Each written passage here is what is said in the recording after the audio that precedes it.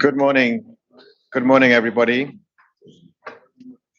Good morning, and it's an honor to welcome you all to our memorial event to celebrate the life and legacy of Dr. Nafis Sadik, who was UNFPA's executive director from 1987 to 2000. Dr. Sadik passed away on the 14th of August, 2022. Today we are joined by esteemed guests in the room and online who have witnessed the extraordinary impact that she had for women's rights. We're very pleased that Mrs. Ambereen Dar, Dr. Nafis Sadik's daughter, is also here with us today, and we extend our sincere condolences to you and the family. We're also joined on the podium by His Excellency Munir Akram, the permanent representative of Pakistan, by Dr. Natalia Khanum, the Executive Director of UNFPA, and Her Excellency Ms. Amina Mohammed, the Deputy Secretary General of the United Nations. I'd also like to welcome those who have joined us in the room and online, including Her Excellency Hiba Mustafa, the Deputy Permanent Representative of Egypt, Mr. Jens Wandel, and the Secretary General and Acting Executive Director of UNOPS, and the many colleagues who are members of our executive committee, our staff, our former staff, many icons and luminaries who knew Nafis personally. I'd particularly like to acknowledge online the presence of Dr. Thoraya Obaid, our executive director prior.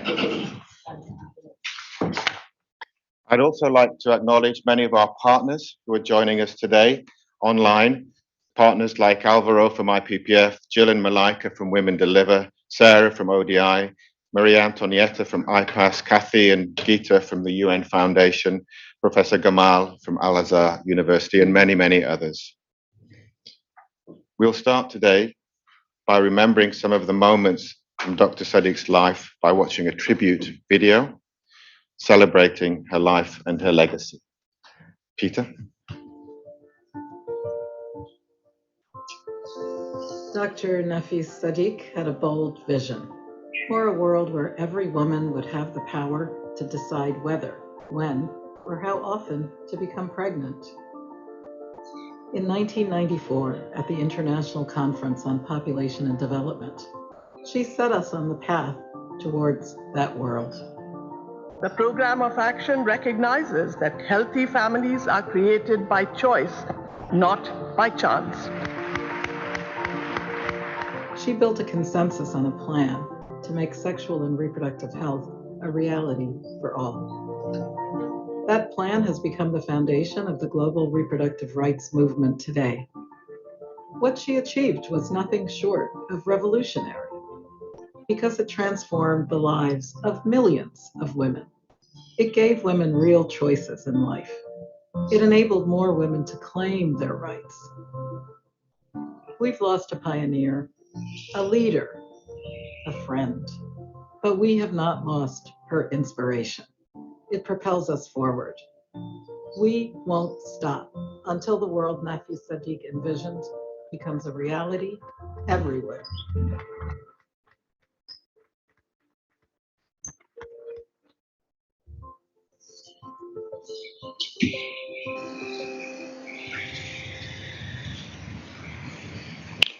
Thank you. May I ask us to take a moment to pause and honor Dr. Nafis and invite everyone to join in a moment's silence together to commemorate and to find new strength together. Thank you. Let's begin.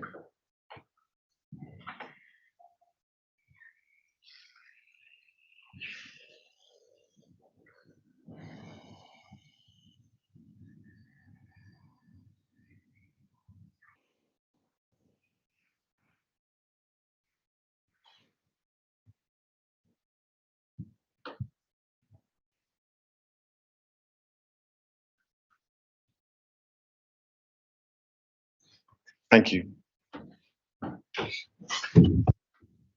Today we look forward to hearing some remarkable testimonies of Dr. Sadik of her inspiring personal and professional journey.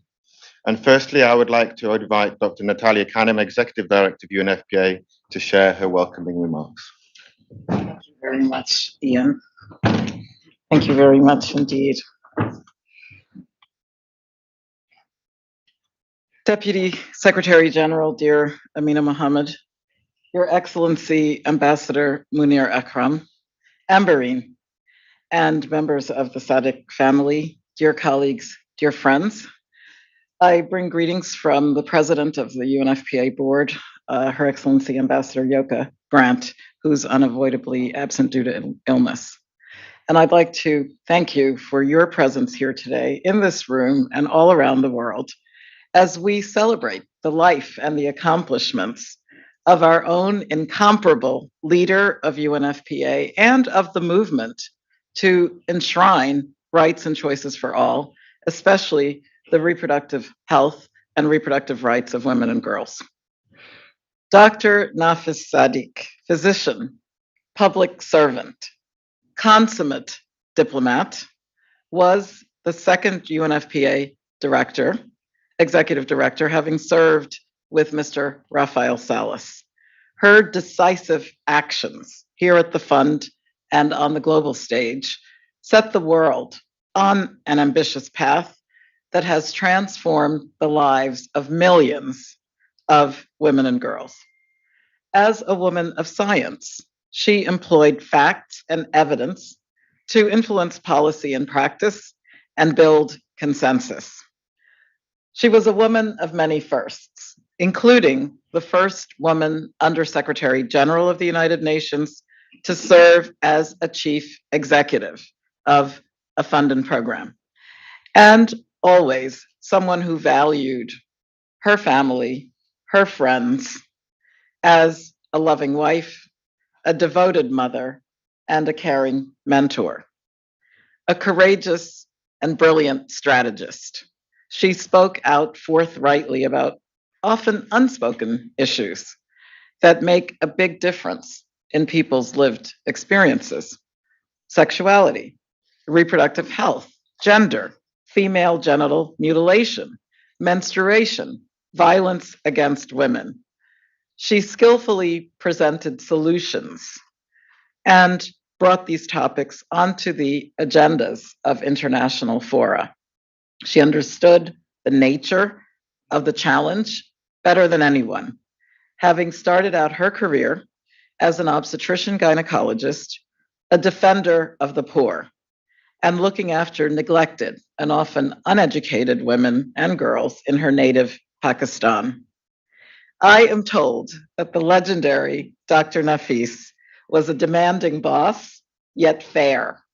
She appreciated talent and had high expectations that UNFPA would tackle hard issues and succeed.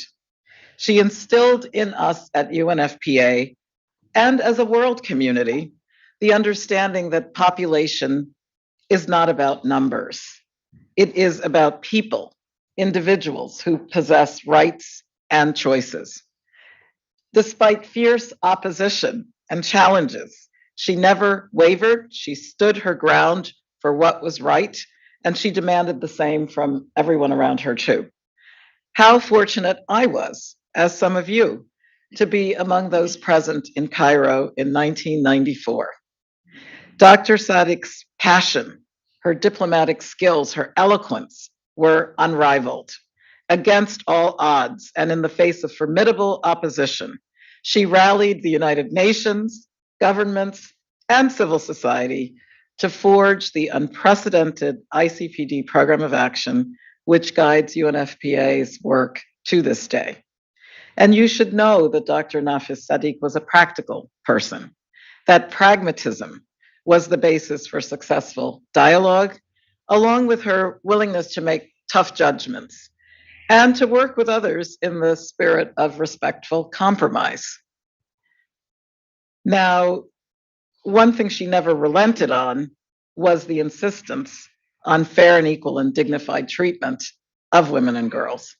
I'm very grateful that Amberine, the daughter of Dr. Nafis, is here with us to witness this occasion On behalf of the Sadik family, and personally, I've been touched by the overwhelming tributes and messages from colleagues who worked with Dr. Nafis, from partners, from member states, the younger generation who didn't know her, but she continues to inspire, and so many others. It is a testament to the tremendous depth and breadth of her vast contributions. We know that leadership requires great sacrifice, and that burden is shouldered not just by the one who leads, it is shared by those nearest and dearest. So, Amberine, we thank your late father and all your family for sharing your wonderful mother with UNFPA and indeed the world. We at UNFPA will continue to honor her memory and unparalleled legacy in the best way we know, by emulating her as we stand for the rights, dignity, and well being of every woman, every girl, and every young person everywhere. The march continues until full rights and choices are a reality for all. Inna lillahi wa inna ilaihi raji'un. May her gentle soul rest in peace. Amen. Thank you. Thank you very much, Natalia, for those wonderful words. And I'd like to call on Her Excellency Deputy Secretary General Amina Mohammed for her reflections. Thank you. Thank you. Your Excellency, Ambassador Munir Akram, members of the Sadiq family, dear Natalia, and family of UNFPA colleagues and friends, Inna lillahi wa inna ilaihi raji'un, Inna lillahi wa inna ilaihi raji'un, Inna lillahi wa inna ilaihi raji'un. Today we remember and celebrate the remarkable life and contributions of an extraordinary woman, Dr. Nafis Sadiq, who was a revolutionary thinker, a pioneer and a lifelong advocate for reproductive rights, gender equality, and women's leadership. She did leave a lasting mark on the UNFPA family and was a role model for women and girls and men, I might say, in her country and region, across the world, and within the United Nations. When she was appointed the Executive Director of UNFPA, as Natalia has said, the first woman to lead a UN voluntary funded program, gender parity was a distant aspiration in the world and at the United Nations. Throughout her long and distinguished career, Dr. Sadiq advocated powerfully for addressing women's needs and advancing their meaningful engagement as decision makers and drivers of development policy. What's more, by showing just how effective a woman leader could be, she put more than a few cracks in that glass ceiling for the rest of us. Dr. Sadiq was a fearless feminist with a bold, forward-looking vision and diplomatic skills, determination, and doggedness to make that vision a reality, a unique combination. One of Dr. Sadiq's most important achievements took place at the International Conference on Population and Development in Cairo, 1994. As the Secretary General of the conference, Dr. Sadiq was the architect of the landmark Cairo Consensus, which placed human rights at the center of population and development. An unapologetic champion of choice, she helped the world understand that when we uphold the rights and choices of individuals, both they and their societies thrive.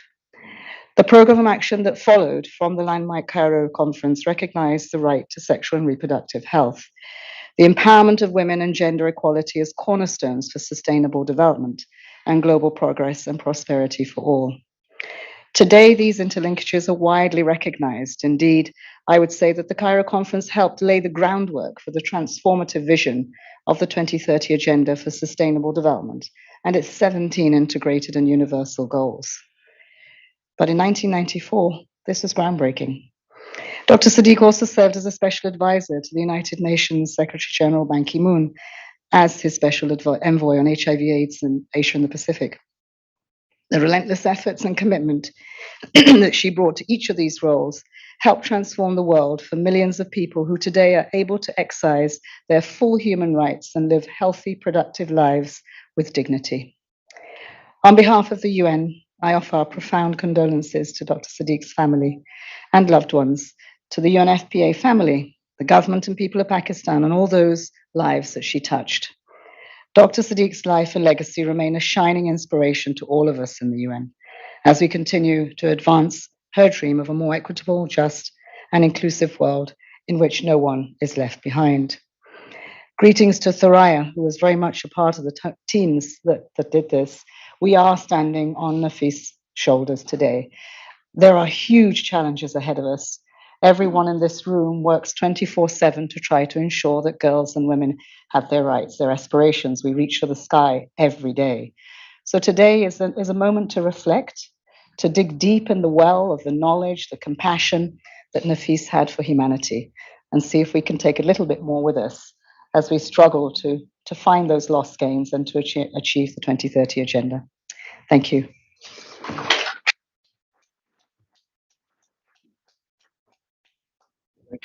Thank you very much indeed, Your Excellency. Fearless feminism. May I now invite His Excellency Mr. Munir Akram, the Permanent Representative of Pakistan, to share your reflections. Thank you, sir.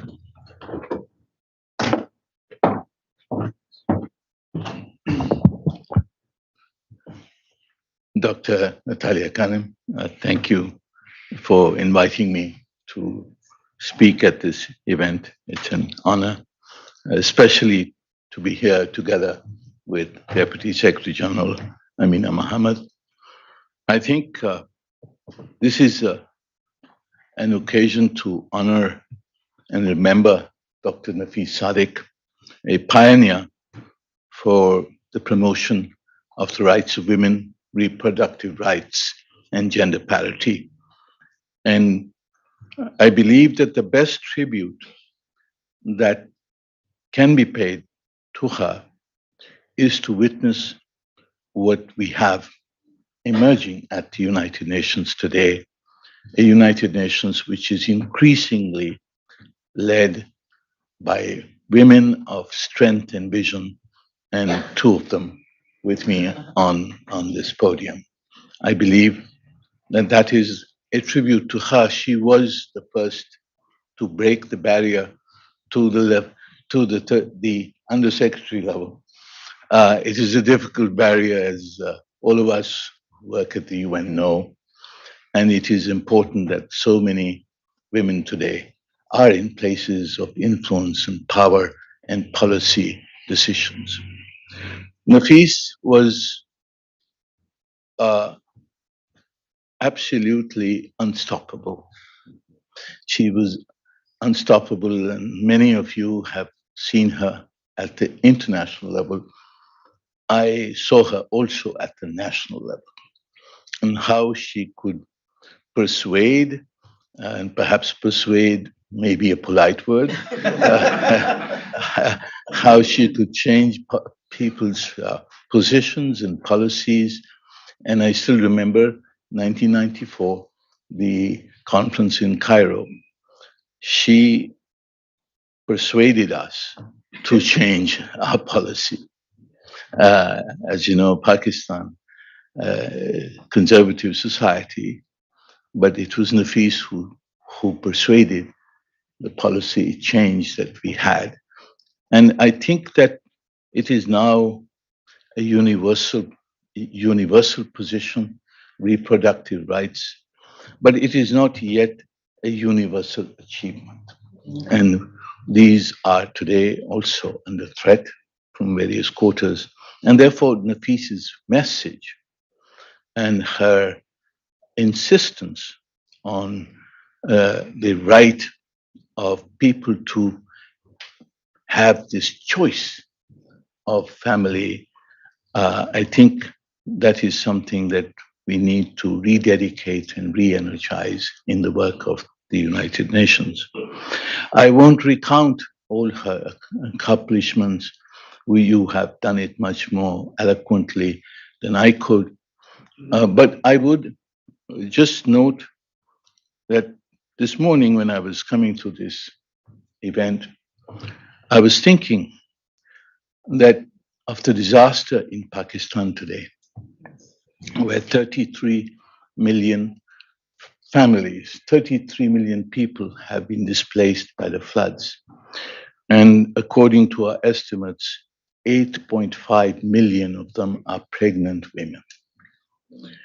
And I believe, I was thinking how Nafis would have responded, what she would have recommended to our policymakers at this time to respond to the plight of these women who would be the most vulnerable and the most affected, being homeless, shelterless at this time, carrying a baby.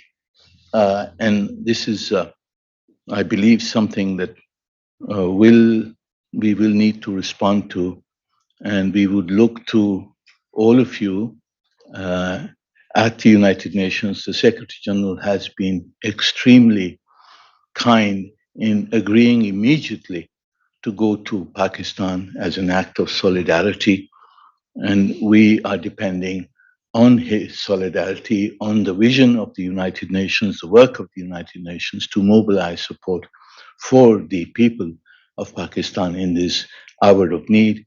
And this is a time when we need a Nafis Sadik.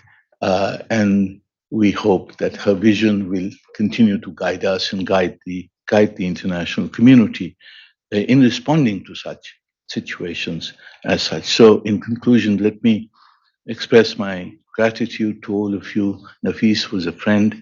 She was a teacher, not always kind teacher, but a teacher.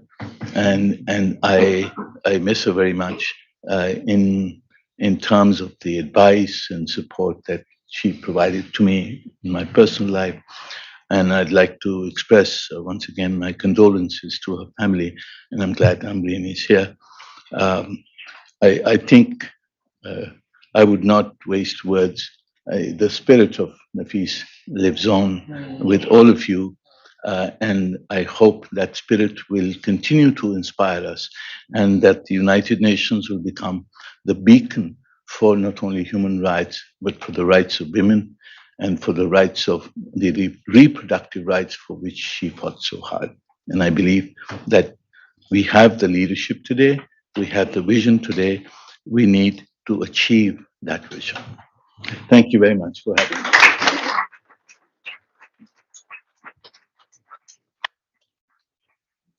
Thank you very much indeed, Your Excellency, for reminding us of that unstoppable spirit and for speaking to the realities on the ground now in your country and in elsewhere where pregnant women are often bearing the brunt of conflict, climate challenges.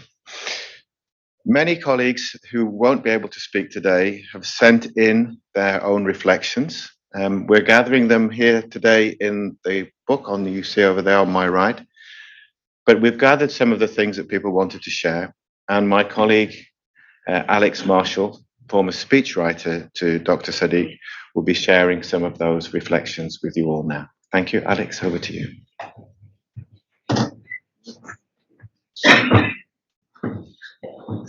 Great to see you. Well, yeah, I'm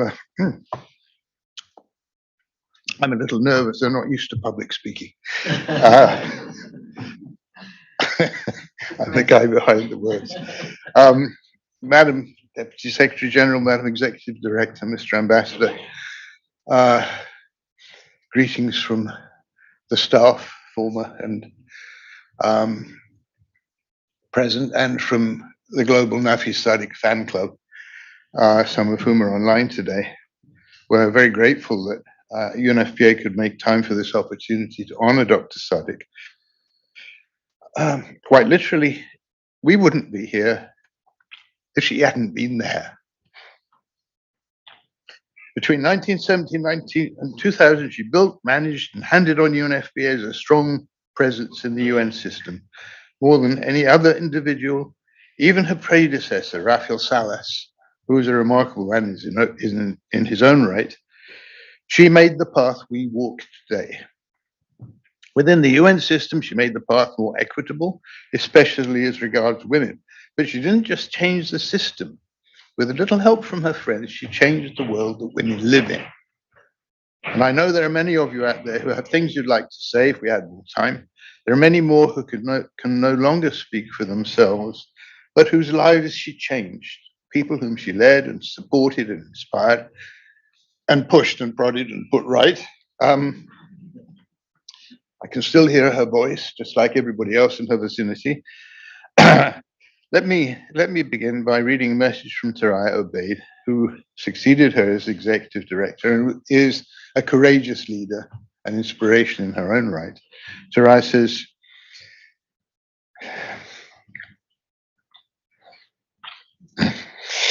sorry. It's fine.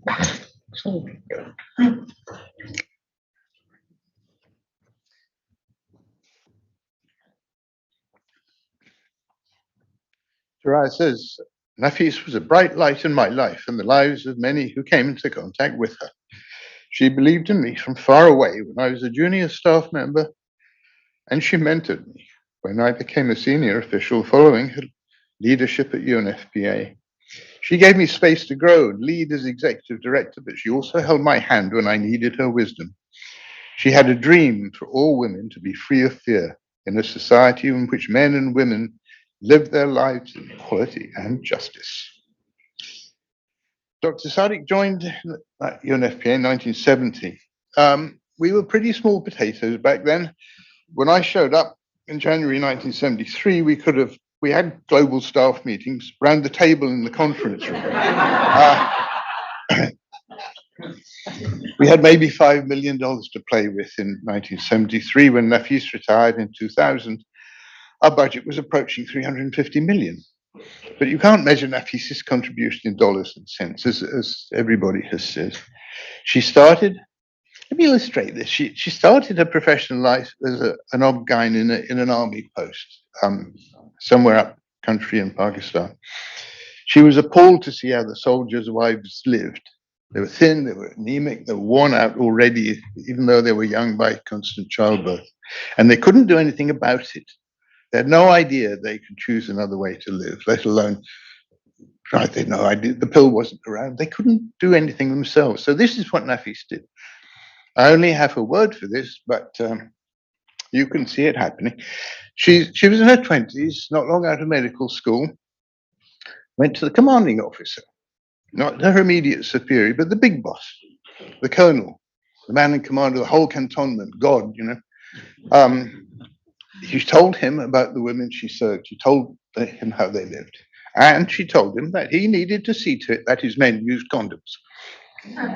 Exactly. Yeah, and that sums up the way she was all her life. She would go to the top, the very top, and speak up for women, ordinary, poor, dispossessed women. She would say the unsayable, speak the truth out loud, and bring the invisible into the light. In effect, this is what the 1994 consensus does. Recall that the 1974 World Population Plan of Action mentions women maybe a dozen times. I know that because I looked. 10 years on, our issues had their own section in the 1984 Mexico City Declaration. I believe because the 3-4 paragraphs in there were smuggled into the document by a sort of guerrilla group of women, including you-know-who. But only 10 years after that, the ICPD Program of Action put women, reproductive rights and health, and gender equality front and center. It was the first conference which was not specifically about women to do that. And let's remember, consensus at ICPD was by no means a foregone conclusion. The proposed program of action broke ground in so many different ways, and for every initiative, in whatever area, there was pushback. The years of preparation were tense for all of us, and outcomes were still uncertain, even on the very eve of the conference. Gamal Sirur of Al-Azhar notes that a few weeks before ICPD, Dr. Sadik contacted me to express her great concern and apprehension at the growing storm against the draft program of action. And then he says, during the conference, I witnessed with great admiration her leadership, diplomacy, and enthusiasm, which turned the conference into an unprecedented success. ICPD was also the first major conference to incorporate NGOs, civil society, as members of official delegations. There were several encounters at UNFPA in the run-up, crowded rooms featuring civil society leaders of the caliber of Bella Abzug, if you remember her, Yes. a mighty woman. She made their demands pretty clear, but they were pushing at an open door. And when Nafis went to address the NGO side of the conference, the roof nearly came off the hall.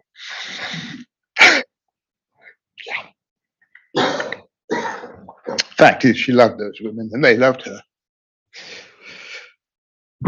Jürgen Sakowski says, Nafis was the brains and soul of UNFPA. Sahir Sadi simply says, she was my hero. Many of you mentioned how smart Nafis was and how quickly her mind moved. Yeah, this was a great asset, of course, but it has its downside. Nafis tended to work on the assumption that everybody should know what she knew and understand it in the same way.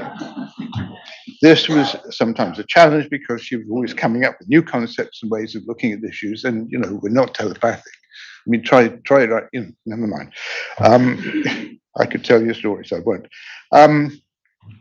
O.J. Sykes points out that the big issue when Nafis joined the UNFPA was rapid population growth. There were books about the population bomb and population control and all this. And so basically it was about women in developing countries having too many children and kindly stop.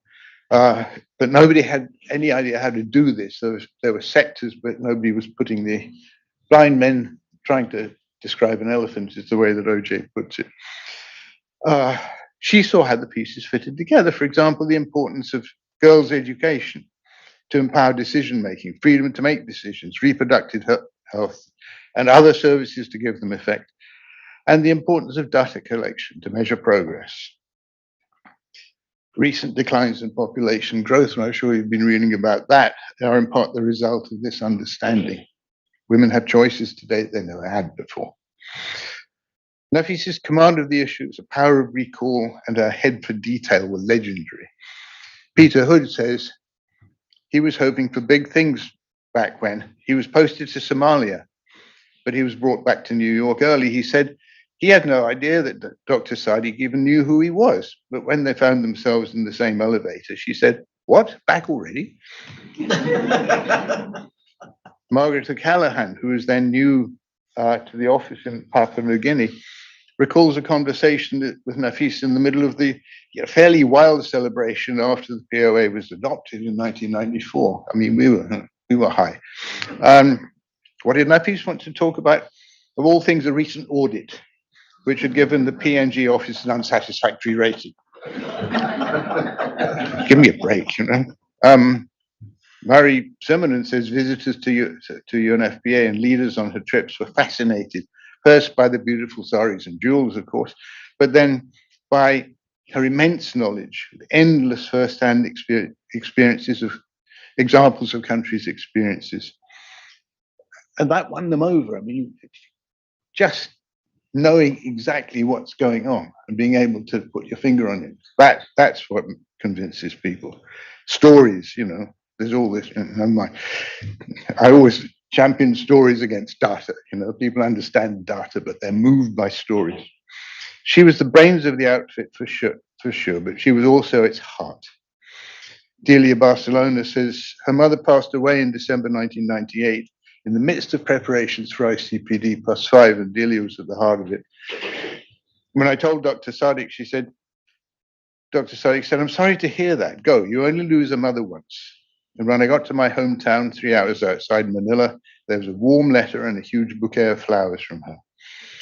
Nafis's son Omar says it's best. She transcended age and time and was as equally beloved by people much older than her as she was by tiny little children, because they recognized her heart. Omar added, she fit more into one day than most of us do, probably in 1 year. She was incomparable and she was unmatched, and she never stopped. The morning after ICB closed, after that one party, I remember a boat in the middle of the Nile, never mind. Most of us were just exhausted. I mean, we'd been working flat out for not for months, but years. And where was Nafis? She was on a plane, bound for Kazakhstan, I think.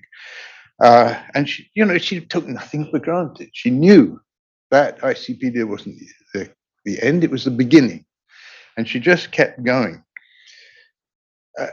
Pam Delargy points out that she recognized the needs of women in refugee situations, women displaced by the terrible disasters like Mr. Ambassador was talking about.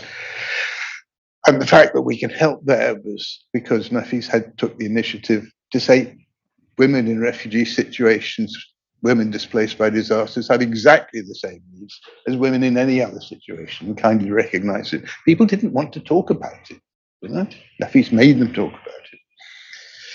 Similarly, with the MDGs, there was no guarantee that the Millennium Development Goals were going to include our issues, but Nafis made it happen with a gang of people, including Stan Bernstein, who worked tirelessly for that. And similarly with the SDGs, the reason we have it, it's, what is it, number 7, number 8 in the SDGs, is because Nafis was there doing it before it happened. So she was just hugely influential. Setu Rao says at meetings of heads of agencies, others would wait till she'd spoken and then just say, I agree with Dr. Sadik.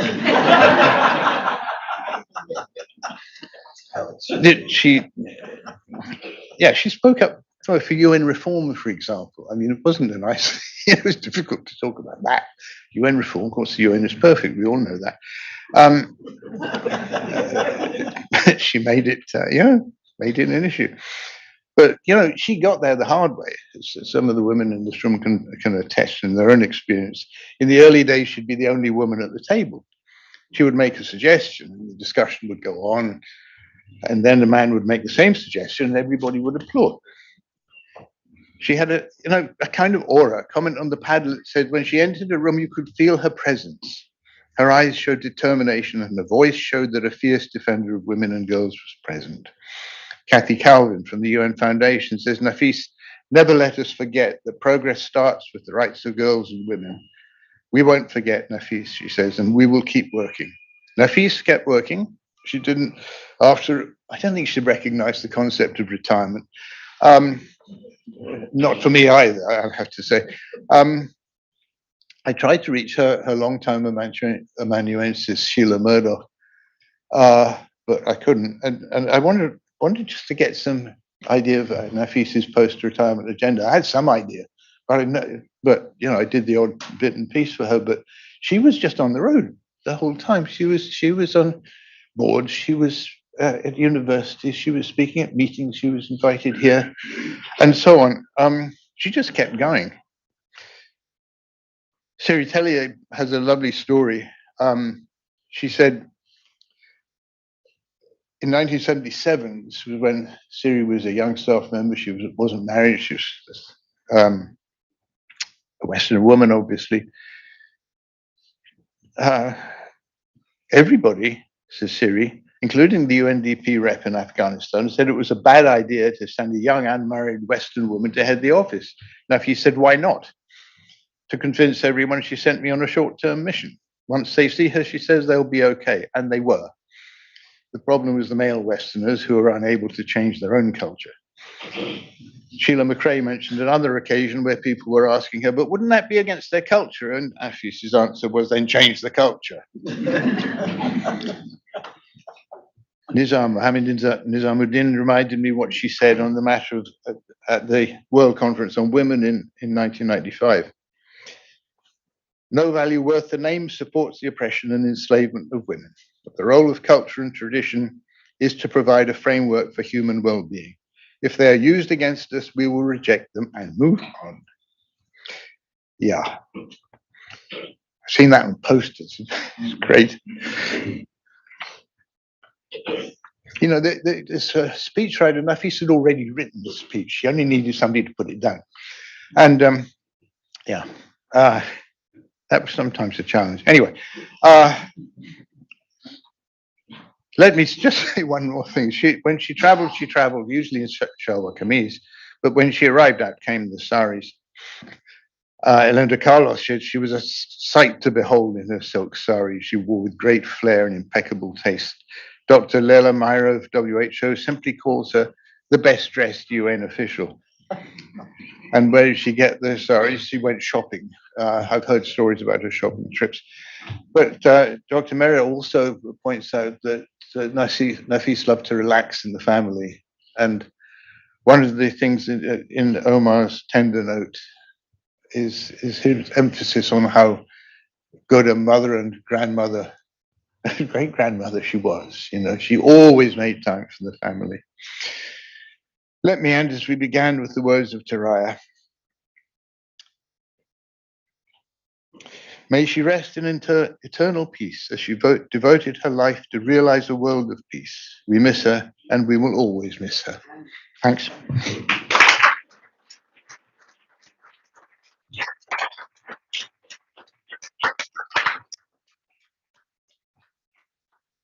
Thank you so much, Alex, for that wonderful story, for all the reflections from many colleagues who shared them with you and who you so beautifully captured, weaving together the reflections of those who worked with her, who were inspired by her, and for all of us who will take her work further forward.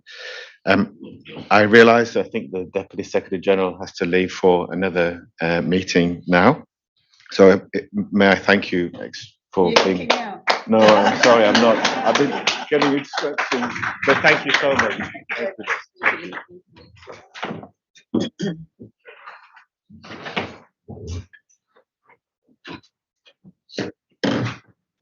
And our final few words from Jens, please.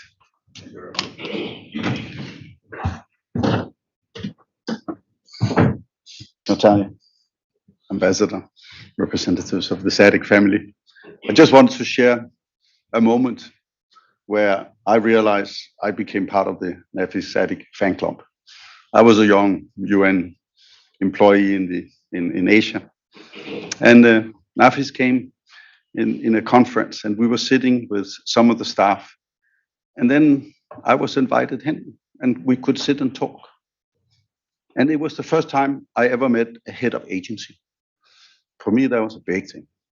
And I could see the strengths that one person can deliver when you base it on human values, on UN values. And that was also a first for me. And then when you sat with her and she talked about her work, her ideas, she listened to, what I had to say. And then it was probably also the first time I realized that iron will, iron commitment to change the world for the better can come with kindness, and it can come with inclusion. And that I had never seen before. So that was the moment I want to share with you. Thank you.